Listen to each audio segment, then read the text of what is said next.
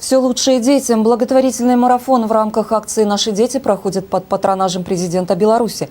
Во время акции руководители республиканских органов госуправления, местных исполнительных и распорядительных органов, предприятий и организаций посещают опекунские и приемные семьи, больницы, оказывают помощь в решении существующих проблем.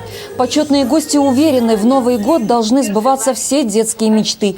В молодежь на подарки, а это кухонное оборудование, оргтехника, ценные сертификаты воспитанникам Центра коррекционно-развивающего обучения и реабилитации вручили проректор Академии управления при президенте Республики Беларусь Дмитрий Мазарчук и первый заместитель председателя Верховного суда Валерий Калинкович. Каждый из нас может дать частицу своего тепла, уделить этим детям внимание с тем, чтобы их жизнь стала радостнее, насколько это возможно. Не первый год сотрудничаем с этим детским учреждением и в меру своих возможностей стараемся, чтобы у детей, которые здесь находятся, действительно был настоящий Новый год.